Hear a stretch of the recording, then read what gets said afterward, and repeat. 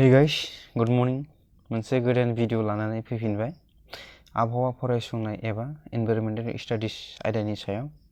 नोंथाङा आंनि चेनेलाव दिनैसो गोदानब्ला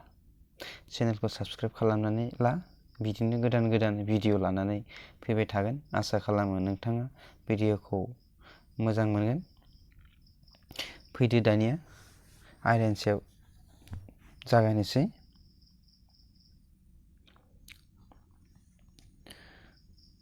सेनं सोंनाय आदार नोलिखौ साखोन सिखोनै लाखिनो जोंनो आदारनि गोनां क शर्करा हारिनि ख प्रटिन हारिनि ग बेजे हारिनि ख गुरै पदार्थ हारिनि बेनि थार फिननाया जागोन बेजे हारिनि ग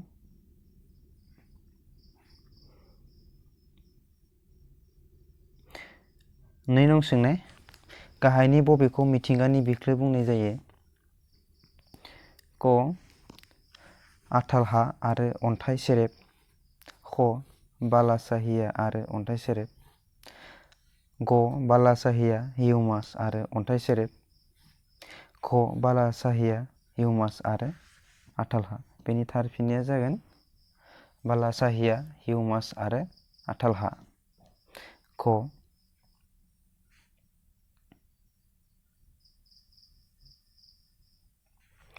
थाम नं सोंनाय मा मायथाइयाव आबहावायारि आयेन एबा संरैखा बाहायनाय जादोंमोन 1984 मायथाइयाव ख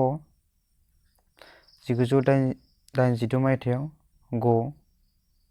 सरि बेयो ग जागोन 1988 मायथाइयाव घ 1986 मायथाइयाव बेनि थार फिननाया जागोन 1986 मायथाइयाव ख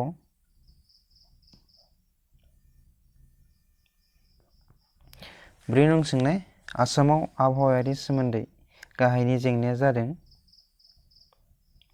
क दैबाना ख हा जामखनाय सरि बेबो गसो जागोन ख जाफ्लांदों हाग्रामा फोजोबस्रांनाय ख गोजौनि गासैबो बेनि थार फिननाया जागोन गोजौनि गासैबो ख 5 नं सोंनाय दैनि गाहाय फुंखाया क अखा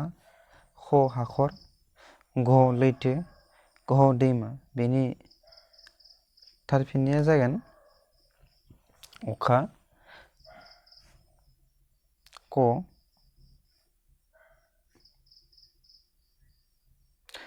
6 नं सोंनाय अजन थोरफो जामलांनायनि थाखाय दाय गोनां क नाइट्रजेन ख अक्सिजेन ग अखा ख क्ल'र'फ्ल'र'कार्बन बेनि थार फिननाया जागोन घ क्ल'र'फ्ल'र'कार्बन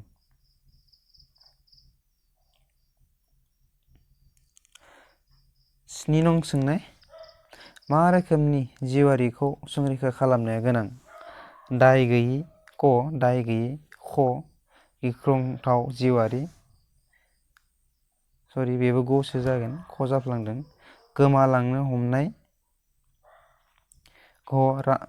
रांखान्थियारियै मुलाम्फा गोनां बेनि थार फिननाया जागोन गोमालांनो हमनाय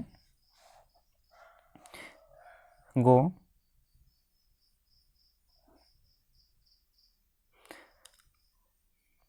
पलुसन सोदोबा 8 नं सोंनाय पलुसन सोदोबा फैदों क लेटिन रावनिफ्राय ग ख उर्दु रावनिफ्राय ख जार्मान रावनिफ्राय ख फरासि रावनिफ्राय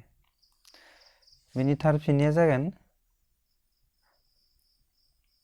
क लेटिन रावनिफ्राय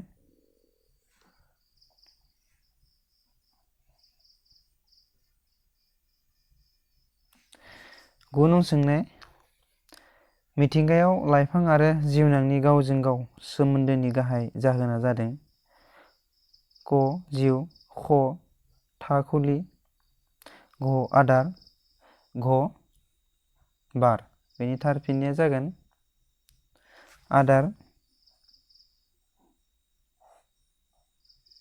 ग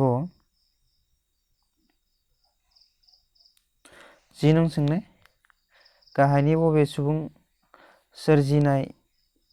गाहायनि बबे सुबुं सोरजिनाय अलखद?